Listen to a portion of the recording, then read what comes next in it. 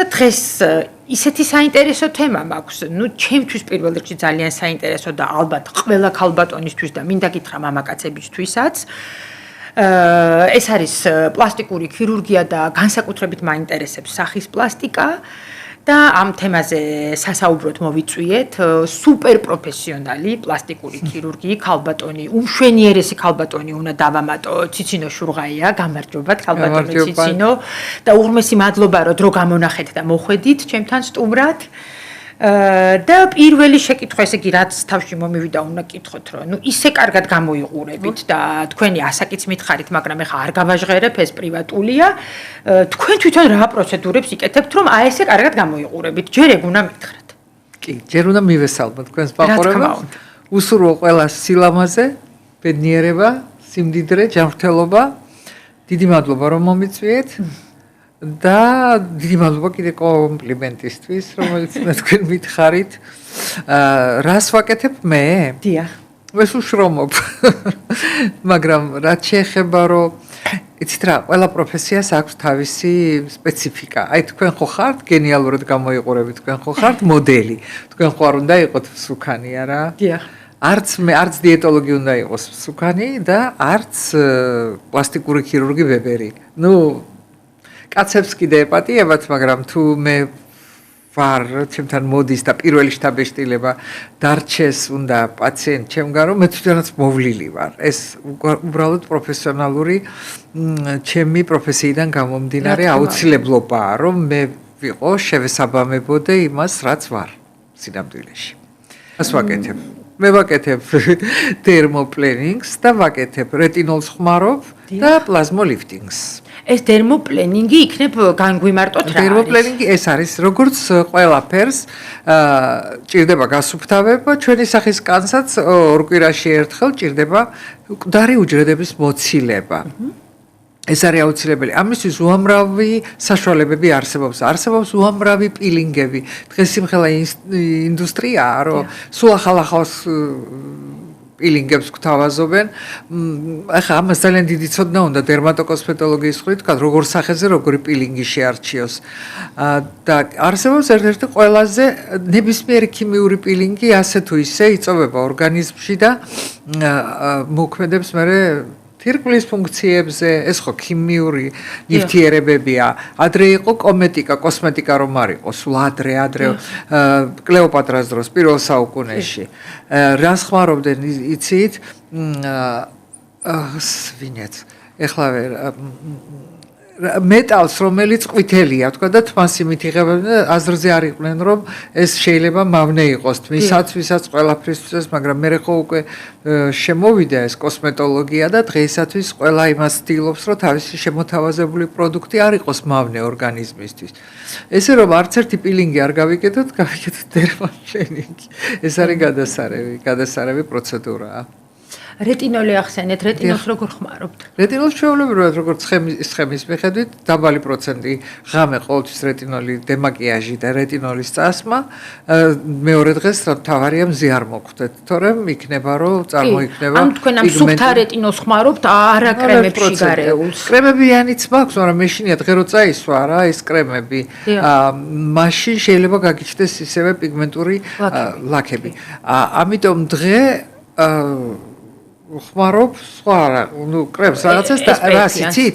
აი ისეთ მე არ მინდა რომ მზეზე დავიწვა, ნუ არა ვარ მზის მოყვარული, იმიტომ რომ მესმის რატომაც და ამიტომ არსებობს ესეთი თქვათ შანელს აქვს, ბევრს აქვს სამი ერთში, ანუ მკურნალობაც, მზის დაცვაც და ცოტა მაკიაჟიც. ამ ერთი მიხდება, კანს უხდება, როდესაც თანაბარი ფერი აქვს და მეორე რომ მზის დაცვაც არის. არ გავალ მზის დამცავის გარეშე. არ გახვალთ გარეთ. ხო, ჩემგან განსხვავებით მე რუჯი ძალიან მიყვარს და კიდევ რა უნდა გკითხოთ, იცით, აი ეს ყველა რო გადაგიჟებული ვართ ამ დღის რუტინა, ღამის რუტინა, ანუ კომპლექსურად მაქვს ხოლმე შრატი, დღის კრემი, ღამის კრემი, თვალის შრატი, თვალის კრემი, ასე შემდეგ.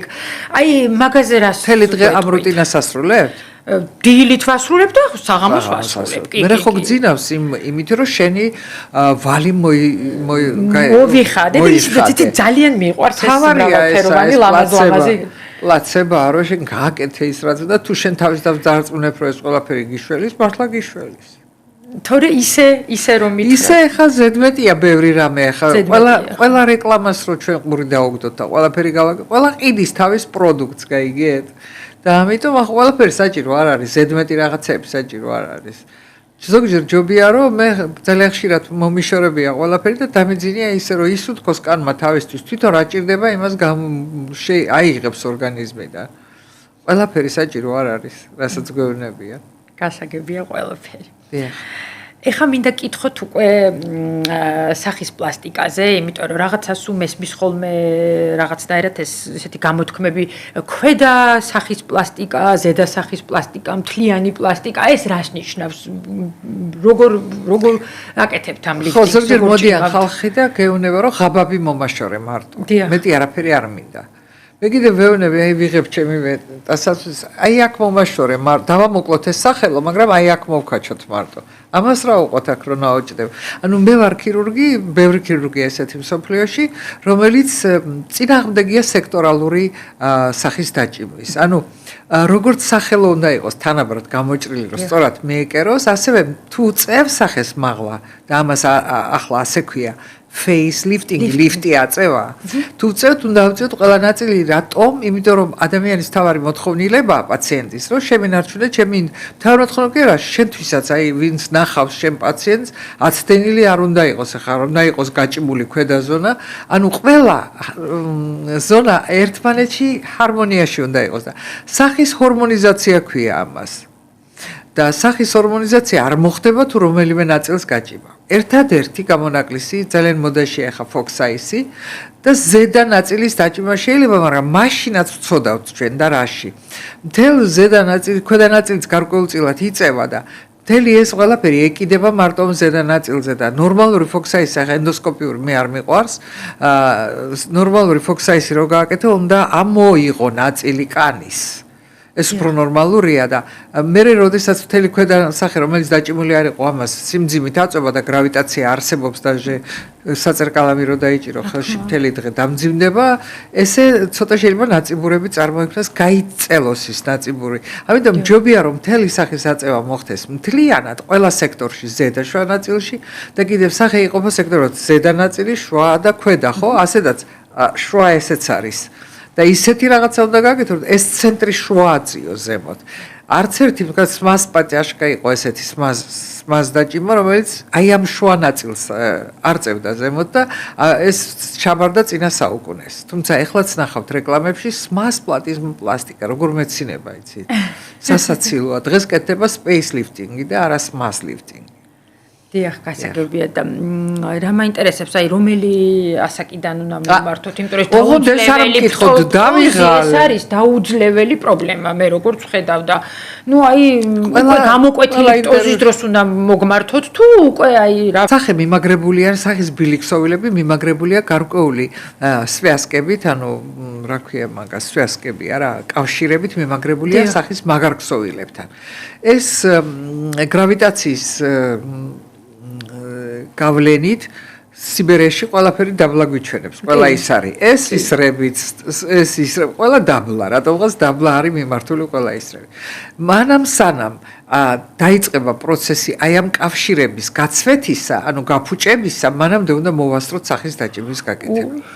თორემ პრედმენოპაუზურ სიტუაციაში 40-ის მერე იქნება ისეთი სამი თვე, როდესაც ამ სამ თვეში თქვენი, როგორც ამბობს ბევრი პაციენტი, დადგაო სამი თვეშიო რატომღაცო, აი ზუსტად ამ პერიოდში 45-დან 50-მდე მახსოვსო, რომ დავემსგავსე მოხარშულ ვაშლსო, ჩემი სახეო. აი ის პერიოდი არ უნდა მოვიდეს, მანამდე უნდა მოვასწროთ. ზოგჯერ იყო 1000-ნაირი მე ლექციებს ვკითხულობდი და პირველი სახის დაჭიმა 40 წლამდე უნდა გავაკეთოთ აუცილებლადო. წერდნენ. იმიტომ რომ მე იწყება პროცესები გარკვეული და ეს არ არისო სასიამოვნო. და ეს რამდენ წლიანი შედეგი აქვს? გააჩნია როგორია ახო უყურეთ. არის 5 კატეგორია პაციენტების, რომელთანაც შედეგი შეიძლება არ გაგრძელდეს დიდხანს და ეს პაციენტები უნდა გაფრთხილდნენ იმასთან დაკავშირებით, რომ შეიძლება პირველი წლის განმავლობაში, ესე იგი 1 წელი გავა და შეიძლება დაჭირდეს მეორადი პატარა, გაცილებით პატარა ოპერაცია და რა კატეგორია ეს ხალხი. ეს ის ხალხია, რომელსაც დაიკლეს 20 კილოგრამი. შენ ვერ შეპირდები იმას, რომ შენი ოპერაციას ეფექტი ექნება და კანი იმასაც გააჩნია რა ასაკში. ახალგაზრდა ასაკში კიდევ შეიძლება, მაგრამ თქვენ იცით, რომ სუქანი ხალხი ხდება, ეხა გადარეულები არიან, ურატაში ვაშა, შემოვიდა მონჯარო და ჩვენ გავხდებით, ვერაფერ ბერს ვერ გახდებით. უკანი ბრუნებენ იმ კილოგრამებს. არა, ეს უკანი ბრუნებენ ერთია, მაგრამ ამბობენ, რომ ესე იგი 20% მაქსიმუმ დაიკლო. თუ ხარ 100 კილო დაიკლებ 20-80 მაინც დარჩება, 80 საშინელება. და თუ კი ერთხელ ადამიანი გასუქდება, ვერ ასოდეს თავის ცხოვრებაში, ვერ ცელულიც მოიშორებს. სისულელია ეს ყველა რეკლამები, ვერ მოიშორებს სისულელს, ვერც იმას, რომ ექნება სტრიები, ექნება საშინელი ნუ ყველაფერი უნდა მოიჭრა მაშინ, იმიტომ რომ 50 წლის ზემოთ კანის შეკუმშვა ელასტინები ნაკლებია, ლანგერჰასის უჯრედები ნაკლებია და კანის შეკუმშვის შანსიც ნაკლებია. ამიტომ ადამიანები, რომლებიც იკლებენ 20 კილოგრამს, ვერ შევპირდებით ოპერაციის დიდი ხნით შედეგის გაგრძელებად. მე არიან პაციენტები, რომლებიც არიან ჰორმონალურ პრეპარატებზე და აქვთ იცენკო-კუშინგის დაავადება, მათაც ვერ შეპირდები, რომ დიდხანს გაუგრძელდებათ შედეგი. იმიტომ რომ კანის შეკუმშვა იქაც ნაკლებ ხარისხშია. არიან პაციენტები, რომლებიც არიან კლიმაქსის პიკში და ინახავენ შეშუპებულები არიან ხოლმე.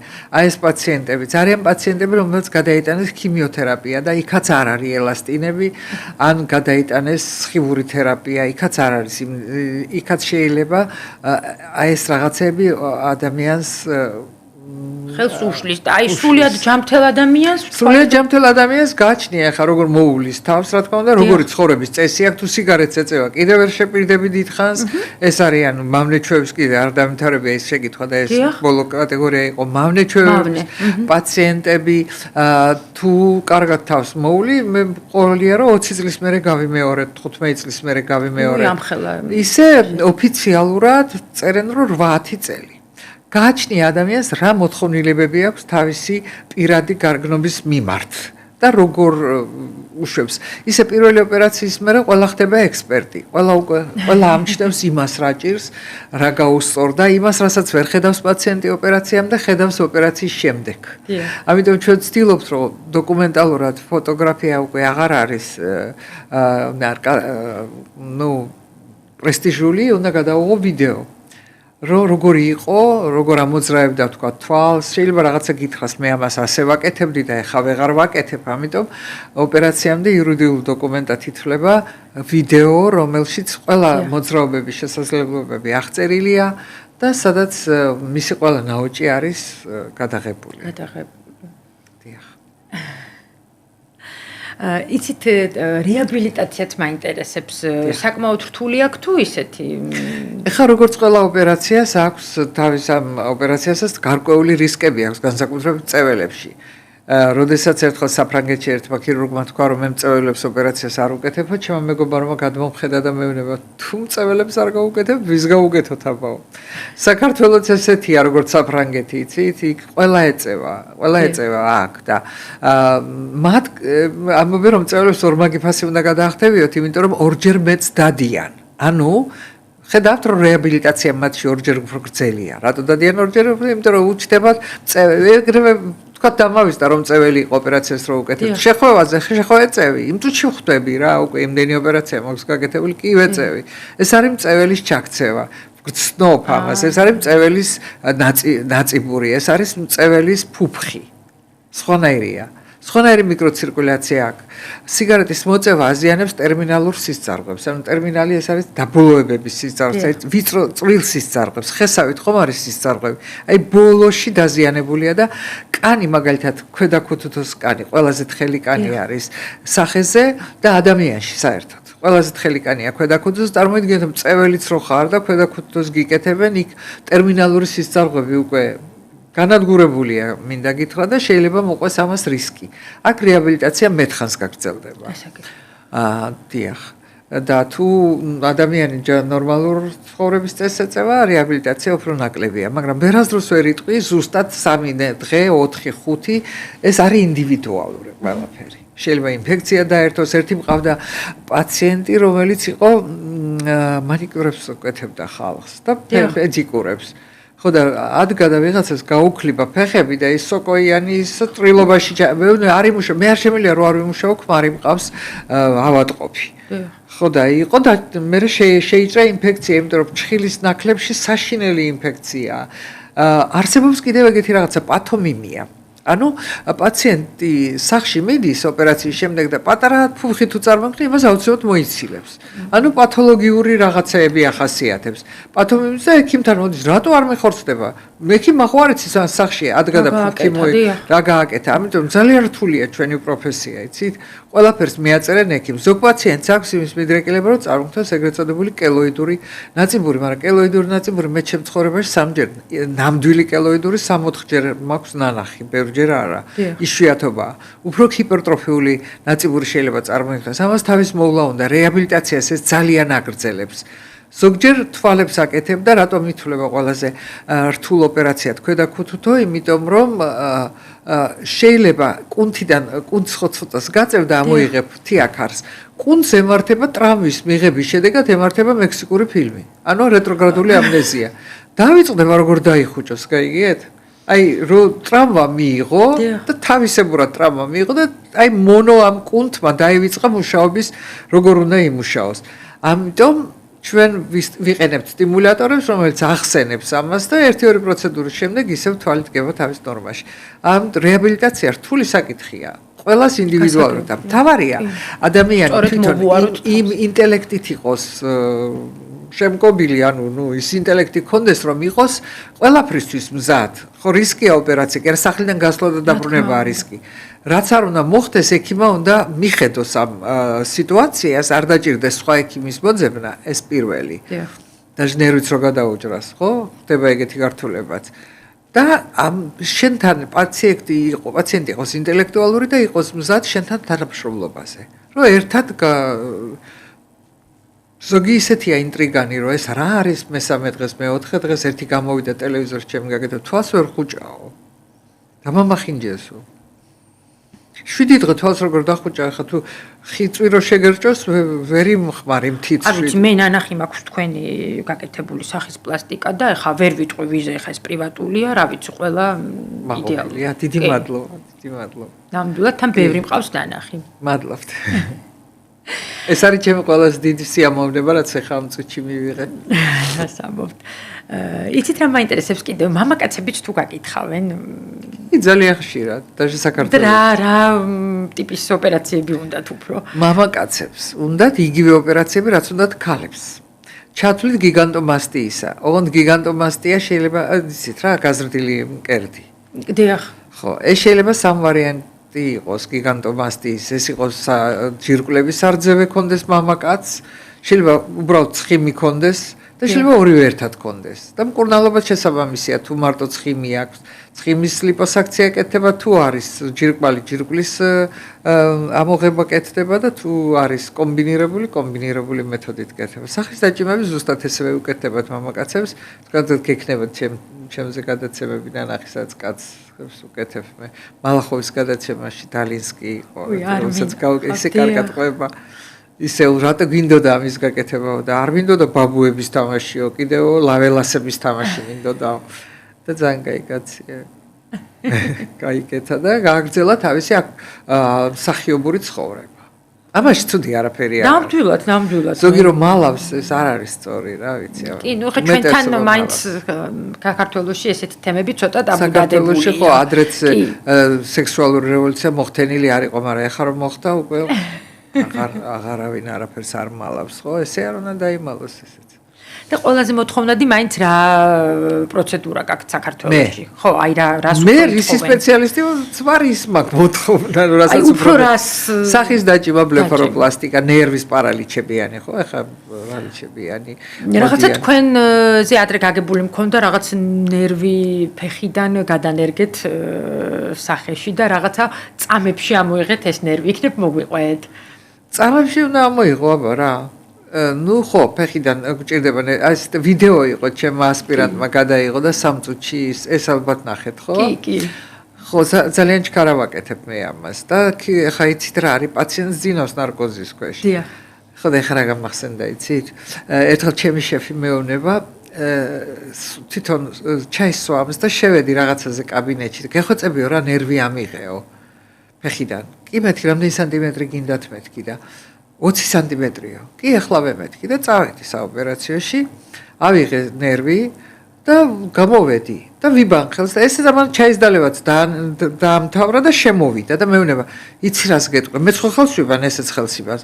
იცი რას გეტყვი? 18-იც მეყოფაო. მე ვთხარი 23 უკვე დევს მაგიდაზე.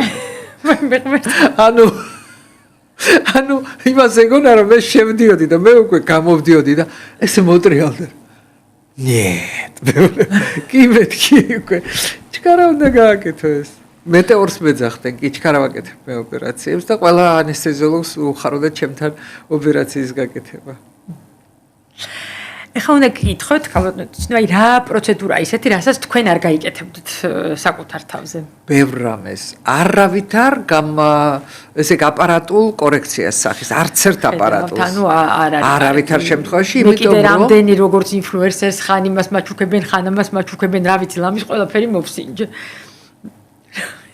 არასდროს არ გაიკეთოთ. არასოდეს არ გაიკეთოთ ლაზერული, თერმაჟი, ესენი არასოდეს არ გაიკეთოთ, იმიტომ რომ ჯერ ერთი დამტკიცებულია რომ ბაზალიომას იწვევს, ანუ კანის კიბოს, ბაზალურ შრეში, იტომ და რატომ? იმიტომ რომ აქ გახურება ხდება ქსოვილების 60 ეს გარკვეულ სიღრმეში უნდა მოხდეს ნაწიბურის წარმოქმნა, ხო? ამიტომ უნდა გახურდეს ის დამწრობით ხდება ეს.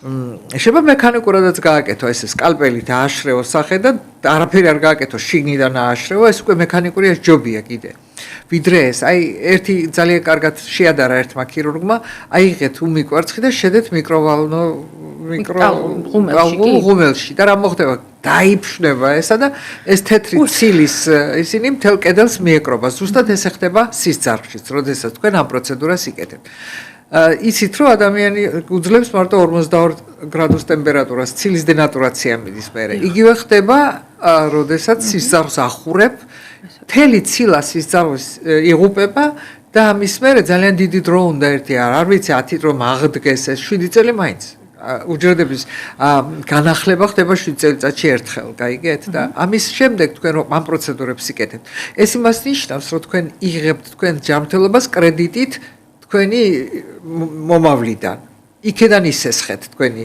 ახალგაზრდობა მე ის ყველაფერი ორმაგად უკან დაგიბრუნდება ციბერე მოვა უცებ უფრო ჩქარა იმიტომ რომ სისწავლები არაფრად არ ვარ ამ პროცედურების შემდეგ მე ამას არასოდეს არ გავიკეთებ არ გაიკეთებ არასოდეს კიდევ მინდა აი გაიხსენოთ ყველაზე უცნაური მოთხოვნა რა გქონდათ პაციენტისგან ხო ახლა რაღაცა სხვა უნდა გავიხსენოთ იმიტომ რომ ყოველთვის მეკითხებიან ამას და ხო, მოვიდა ერთი ქალბატონი და მეუბნება რომ მეუბერდებიო და ძალიან მემსგავსებიო დედას. და ჩემ დედას ვერ ვიტანო ორგანულად. და ძალიან გთხოვ, მარტო კი არ გამახალგაზრდავო, გადამაკეთე კიდეც რომ აი სარკეში რომ დედა ჩემს არ ხედავდეო, აი ვერ ვიტან დედა ჩემს. ახლა უცნაური იყო ეს დედას როგორ ვერ უნდა იტანდე. ვაიმე, მართლაც რა უცნაურია. ხო, უცნაურია. აი რა შეკითხვა გაღიზიანებთ აი პაციენტი რო გისვამთ ყველაზე ძალიან თვალებს დამხუჭა ოპერაციის მერე თმები დამრჩება ხედველობა ხომ არ დამაკლდება ოპერაციის მერე და რაღაცეები აი ექიმო სკრიპკას დაუკრავ ოპერაციის მერე სკრიპკაზე ვტკიო ვაიმე რა ფერო კაცო ოპერაციამდე არ უკრავდიო და რაღაცა უცნაურები შეგიკითხებიან რა აი ეს მოდური ტენდენციები რო არის ხოლმე აი ესეთი ტრენდები შეიცვალა თუ ესე უმკვნევლო ჩაივლის ხოლმე ამ ქირურგიაში ეხლა მთავარი რა არის იცი სარკეში ხედავდა იმას, რაც შენ მოგწონს. დიახ. ზოგიერთ ადამიანს ფრიკები ეწოდებათ ამათ, ხო? მოწონთ ძალიან რაღაცა გამოირჩევა უნდათ სხვა ადამიანებისგან და როდესაც სილამაზით ვერ გამოირჩევა, იმახინჯებს თავს. და ესეთებიც არიან, ხო? კი, რა თქმა უნდა, ყველა გადაცემაში მოყავდათ ერთი გოგო, საიდან დაიწყო და რით დაამთავრა, ბოლოს რქები დაიდგა, ყურები ასე ქონდა გახრეტილი და გახრეტილი კი არა, ამხელა რგოლები. ბოლო გადაცემაში მოვიდა როგორც ზანგი, ანუ ფერი შეიღება და ვითომ ზანგი გახდა და ამითი ის ღებულობდა სიამოვნებას, რომ ეძახიან გადაცემებში და გახდა ცნობილი. ამ დროს ძალიან კარგი გოგო იყო მანამდე. და რა შემეკითხეთ კიდე მოვიწყდა. აი, რამდენად საშიშია ეს? საშიშია არის, ყველაფერი საშიშია. თქვენ ახლა შეგიძლიათ რაღაცა მიხვიდეთ ძალიან რესტორანში რამე შეჭამო და საშიშია რომ მოიწამლოთ და ყველაფერი საშიშია ამ ქვეყანაზე დღეს. და აი სოციალურ ქსელებში განსაკუთრებით სოციალურ ქსელებში საშიშია, ახლა მე გეტყვით რა არის საშიში. ყველა რო ერთმანეთს გავს. სოციალურ ქსელებში საშიშია ის, რომ ახალგაზრდა ექიმები, რომელიც ჯერ დაჟე ექიმებიც არ არიან, რაღაცას წაიკითხავენ იქ ვიღაცის გამოკვლევებს და შენ შემოგთავაზებ, იცით ეს როგორ უნდა მოვარჩინოთ? აი ასე. სინამდვილეში მეორე დღეს თვითონაც არ ახსოვს და პირდაპირ ეთერში და ისეთი ჭკვიანი შთაბეჭდილება სტოვებს, რომ ქართველი ხალხი აიტაცებს ამას დედა რაჭკვიანი ექიმია. ღმერთო რაჭკვიანი ერთი ადექით და ამ ექიმს დაუსვით პირდაპირ ეთერში რაიმე შეკითხვებია. თუ რამეს უპასუხებს. მაგრამ რადგანაც სოციალურ ქსელებში მისაწვდომია ეს ბანერები მისაწვდომია, ამას კონტროლი არ აქვს, ძალიან ბევრი ხალხი შედის ღრმა შეცდომაში, რომ თქვა ისე კარგად მოგაწოდებენ, იმიტომ რომ ხო იცით უნდა მოგიყვეთ რა, ბუკინგემის სასახლეში ვიყავით და ჩვენ ახლა გიჩვენებთ უნიკალურ ეგზოტიკურ ფრინველებს და რას? ბატები. ბატების მე სოფელში მეშინოდა, იქ დამზდებდნენ, გველი ვიცისინებდნენ. მაგრამ ისე მოგვიტანეს, რომ მე ვთქვი, ახლა რაღაცას ვნახავ ისეთს, რომელიც ცხოვრებაში არ მინახავს. ეს არის მარკეტინგური სვლა. რომ შენ რაღაცას გაჩვენებენ, გაიგე? რომ აი ეს როგორია, აი ეს პრეპარატი ასეთია, ეს წამში აქრობს იმას, ცელულით მკურნალობთ, მასაჟი არის კარგი. დედა რა საშინელებაა ხალხო. ყველაფერს არ დაუჯეროთ რა, არ არის სწორი. და დღეისათვის მოდაშია, ხო, იმიტომ რომ შეკითხვა ამასადა ხა თქვენი, პერსონალიზაცია. დიახ. ანუ თუ კი ადრე ერთი ქირურგი ერთ ოპერაციას ყველას უკეთებდა ერთნაირად, ეხლა უნდა შეარჩიოს, თქვა დიდ სახეზე არ უნდა გააკეთო პატარა.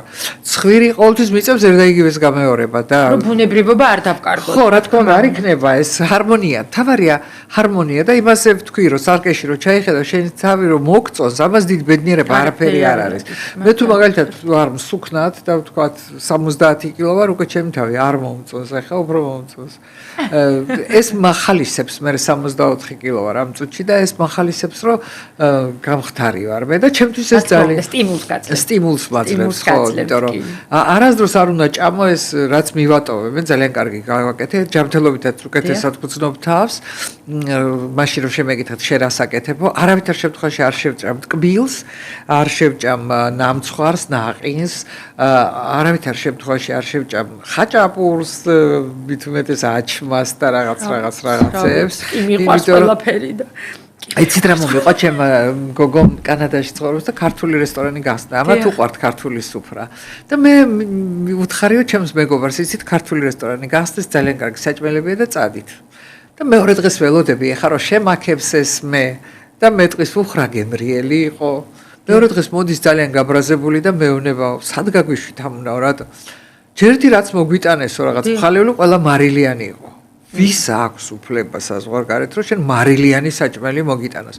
რატომ დევს მარილი და რომ დაიმატო შენ თუ გინდა მაგრამ ჩვენთან ასე არ ხდება ყველაფერი მარილიანია მეორე იყო კარაქი იყო ეს აჩმა უჭამიათ ეთყობა იქ იყო კარაქიცო პურიცო და პურზე კიდე კარაქი იყო რა და რა ამბავიო ამდენი რაღაცეებიო ვобще არ იყვნენ ყოფილი და ჩვენ კიდევ ჩვენ ქართველებს თავარია ჩვენ ვართ რაც ვართ რა ჩვენ გვაქვს კუხნია გადასარევი მაგრამ გადასარევი გვაქვს მაგრამ უნდა გითხრათ მოსკოვში რომ ვიყავ ცხოვრობდი ძალიან კარგ ყველს ჭამდი და აქ როგორ მენატრება იცით იყიდება მარტო მარილი ცოტა ყველით მე უმარილო ყველი საქართველოში ვერ ვიშოვე დავივიწყე და არ მივირთმე არ იშოვება და რა ვქნა მარტო ის ჩიზ კრიმ ჩიზ ჭამ ნუ არ არის არც ერთი ყველი რომელიც იჭმება მე ვერ შევჭამ რატო სულგუნი არ გიყვართ მიყვარს მაგრამ ვარილიანია რატო არის ხოლმე უმარილო სულგუნები სატიყილება მითხარი რა ძალიან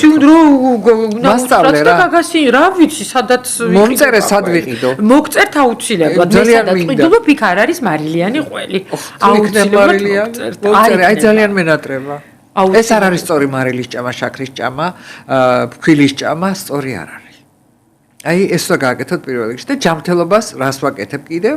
მე ვიცი რამდენი მაქვს შაქარი, სისხლში რამდენი მაქვს ხოლესტერინი, რამდენი მაქვს წელის ზომა, რამდენი ვიწონი, რამდენი მაქვს წნევა, ეს ყოველთვის უნდა იცოდე, გომოცისტეინი, ძალიან ესეთი იმებს რომ არ მოგივიდეს ინსულტი, იმიტომ რომ ინსულტს ჯობია კიბოდაგემართოს მართალი გითხრათ, საშინელი დაავადებაა და ყველანი აი ამას წინათ ჩემთან გოგონა მოვიდა 32 წლის, რომელსაც ინსულტი ჰქონდა გადატანილი. რატო შვილო მეთქი რა დაგემართა 32 წლის ასაკში. გულის ბანკი მქონდაო და არავინ არ მითხრაო და აი გულის ბანკმა გამოიწვია ეს DMPP ანუ ესეთი ბანკი ჰქონდა და გამოიწვია თრომბის წარმოქმნა რომელიც გამოიწვია ინსულტი.